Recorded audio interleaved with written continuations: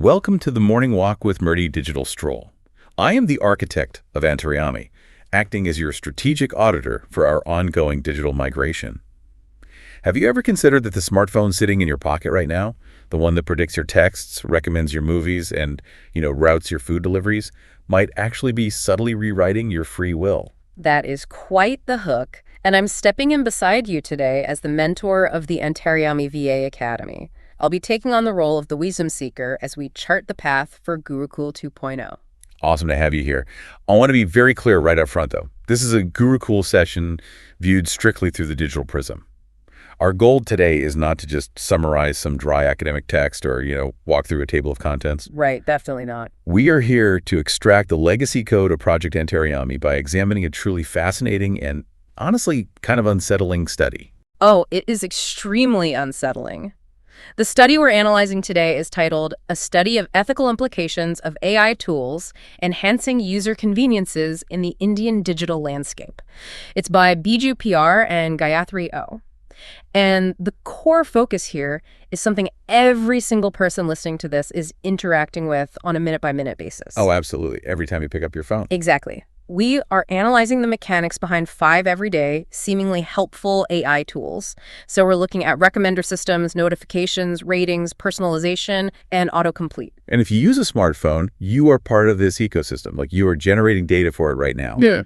On the surface, these tools are marketed purely as conveniences, right? Like, let us make your life easier. Yeah, we'll save you a few seconds. But this study asks a much deeper structural question. It investigates how these specific intelligent algorithms were impacting personal freedoms, cognitive autonomy, and this is crucial, the agency of structurally oppressed groups in India, specifically looking at the impacts on Dalits, women, religious minorities, and geographically segregated communities. Yeah, and we usually begin our digital migration believing we have infinite choices online, right? You open a streaming app or a social media feed, and you just think the entire world's culture is at your fingertips, ready to be explored. It feels limitless. It does. But as we look at the data, the architecture of these platforms is actively writing our preferences for us.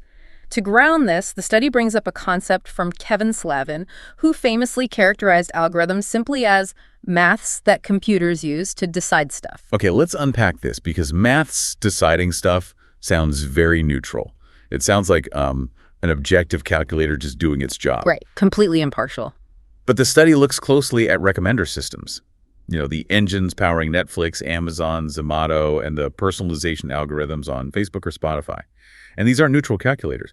They are built with a very specific profit-driven objective, which is basically keeping you on the platform for as long as humanly possible. Yeah, and that business objective completely changes the math. To maximize your time on the platform, these systems rely on what's known as collaborative filtering and content-based filtering. Right. So collaborative filtering basically means the algorithm looks at massive demographic buckets. It sees that, millions of people who share your rough geographic or demographic profile liked a certain piece of content, so it just assumes you will too. It lumps you in. Exactly. It treats you as a statistical aggregate rather than an individual.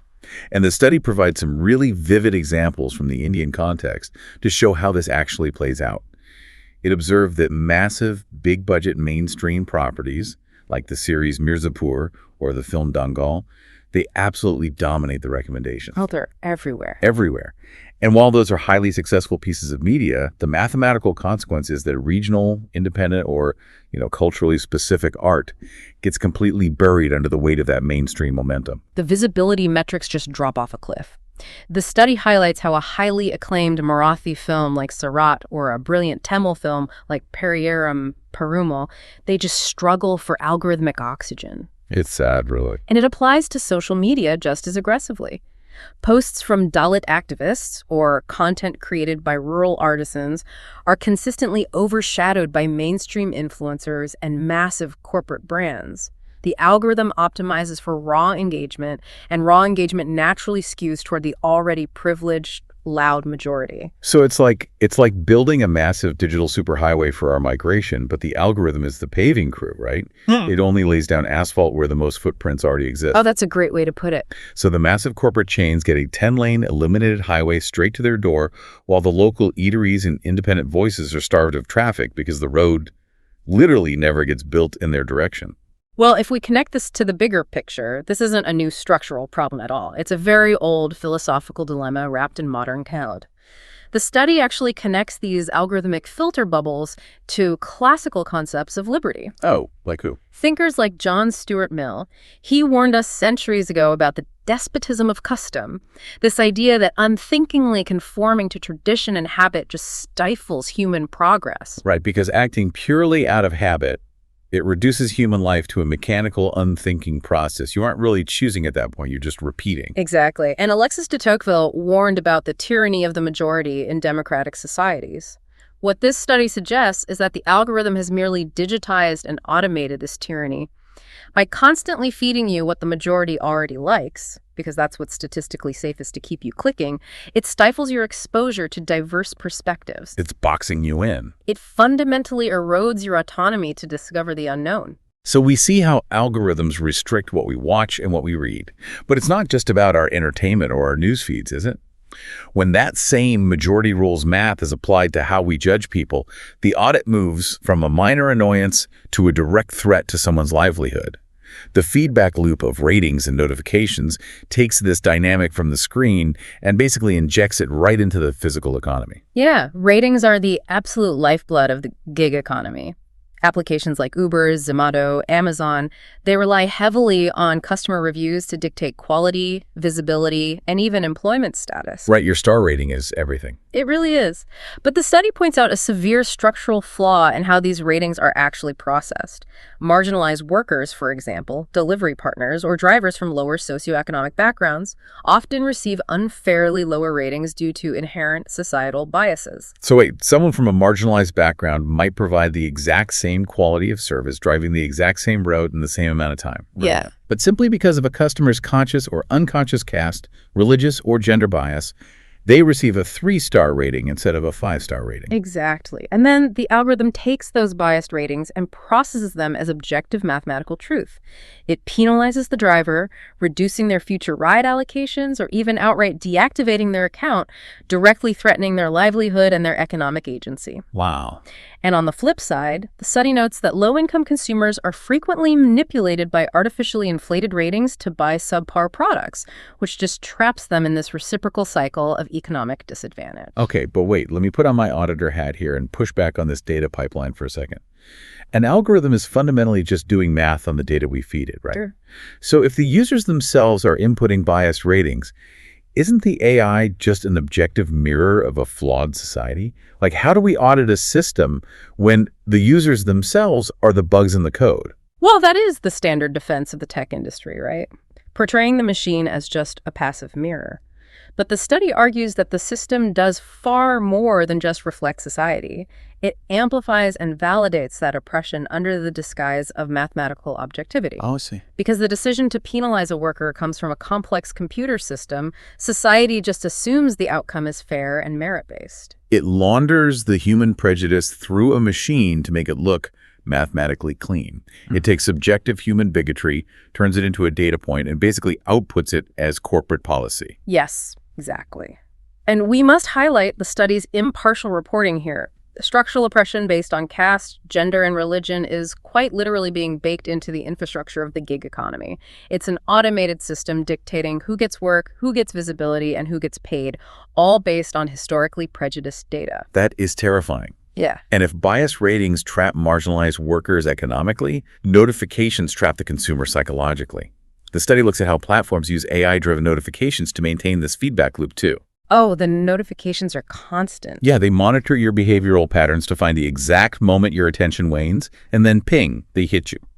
It creates content addiction and echo chambers, really diminishing our attention capacity. You lose the serendipity of life. You become reactive to the machine's prompts rather than proactive in your own physical environment. You know, you're confined to a silo where your existing beliefs are constantly validated, and your economic mobility is restricted by algorithmic rules you can't even perceive. And the feedback loop doesn't stop at our jobs or our shopping habits either. It eventually reaches into our very cognitive processes, like intercepting our thoughts before we even finish articulating them. Let's look at the autocomplete function. Oh, this is perhaps one of the most direct interventions into human thought. Google's autocomplete feature, originally known as Google Suggest, It was designed as a pure convenience tool. It saves time, and it genuinely helps individuals with physical disabilities type faster. Which is great. It is. But we have to look at the underlying mechanism.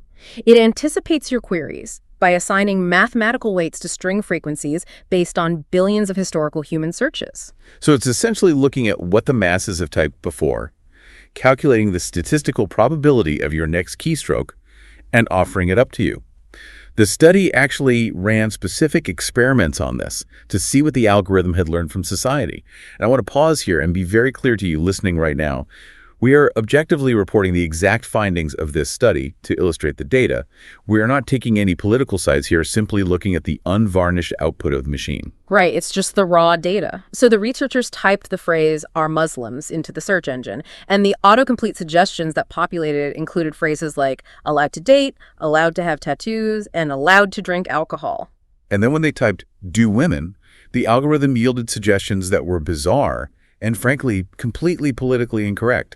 The top suggestions included shed skin, have testosterone, and bleed during sex. It's wild. These search terms demonstrate exactly how the mechanism of predictive modeling works in practice.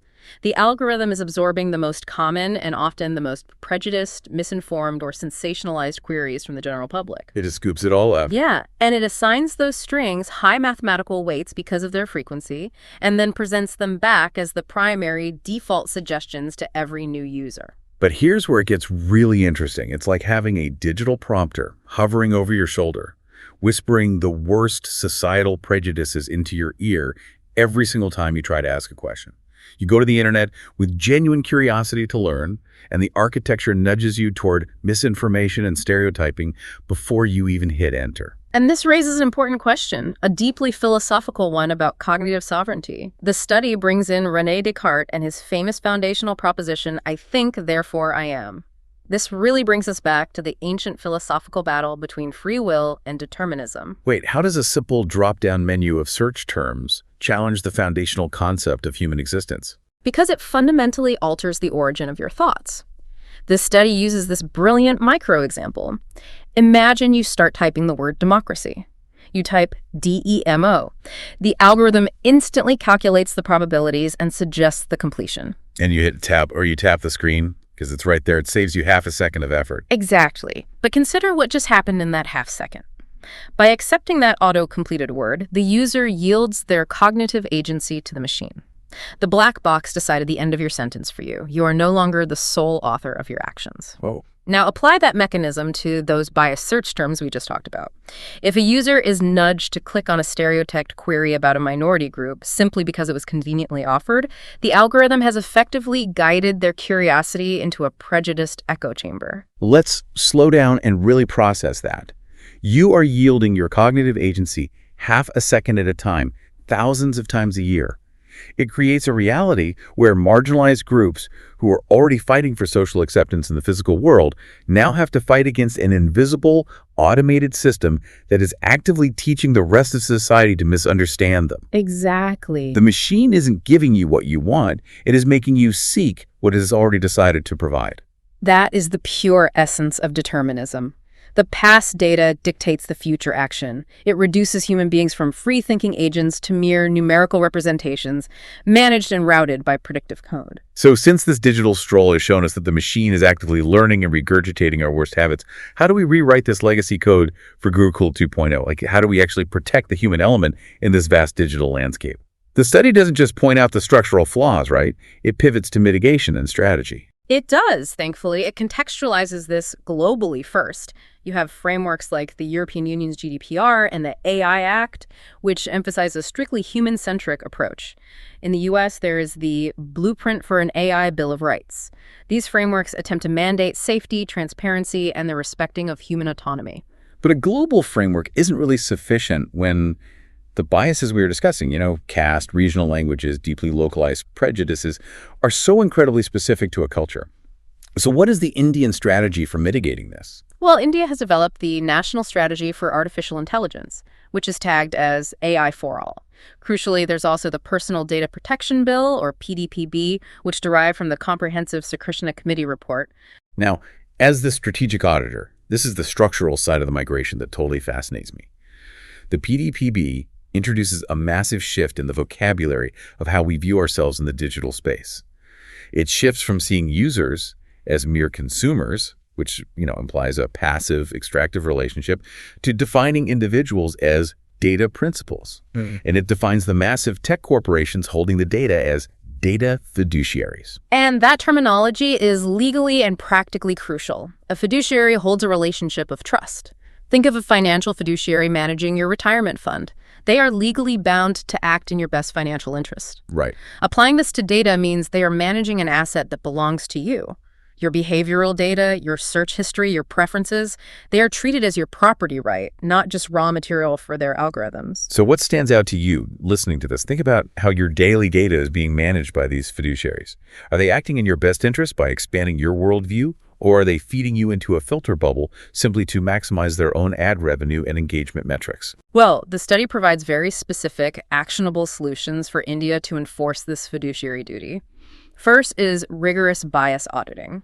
We need independent, regular audits of AI systems to actively identify and mitigate biases related to caste, gender, region, and language before they are deployed at scale. Yeah, you have to stress test the system for blind spots. I mean, you wouldn't launch a car without crash testing it. We shouldn't launch an algorithm without bias testing it. Exactly. The next step is inclusive data practices. The datasets used to train these predictive models must accurately represent India's massive, complex diversity. If the training data only comes from a narrow slice of privileged urban centers, the resulting AI will only serve and understand privileged urban centers. Which ties perfectly into their next recommendation, which is local adaptation. Customizing AI tools to actually fit regional contexts, dialects, and cultural nuances so they are usable and beneficial to all sections of society, not just the English-speaking mainstream. And finally, community engagement. You just cannot build ethical, fair AI for marginalized groups in a vacuum. You must actually involve those communities in the development and feedback processes from the ground up. It really comes down to a complete ethical evolution. We aren't just trying to pass a few laws to slow down the tech companies or levy a few fines here and there. We are talking about fundamentally rewriting the legacy code of how humanity interacts with technology. It requires baking positive human values like equality, non-discrimination, transparency directly into the mathematical architecture of the AI. And it means we must aggressively educate our engineers, our developers, and our data scientists in systemic ethics so that the technology they build serves to expand human liberty rather than quietly overriding it. As we wrap up this Gurukul session, the picture painted by our Digital Prism is complex, to say the least. We've seen that the incredible conveniences we enjoy every day, the autocompletes that save us keystrokes, the recommendations that curate our weekend watch lists, the ratings that guide our dinners, they all come at a steep, often invisible price. The price is our cognitive autonomy. And as this study so clearly demonstrates, that price is paid most heavily by the underprivileged, who find themselves structurally oppressed not just by physical society, but by the very math that powers our digital infrastructure. It is a massive concept to process, but I want to leave you with a final unaddressed concept from the source material that really stopped me in my tracks during this audit. Oh, let's hear it. Embedded within that personal data protection bill we discussed, there is a concept known as the right to be forgotten. It gives a data principal the legal right to have their digital history erased from the servers. But think about this mechanism on a macro-societal scale. If our historical data is absolutely saturated with the systemic biases we discussed today, the casteism, the sexism, the religious prejudices that have built up over centuries, is true liberty in the algorithmic age only possible if we allow both the AI and ourselves the right to forget the prejudiced data of our past?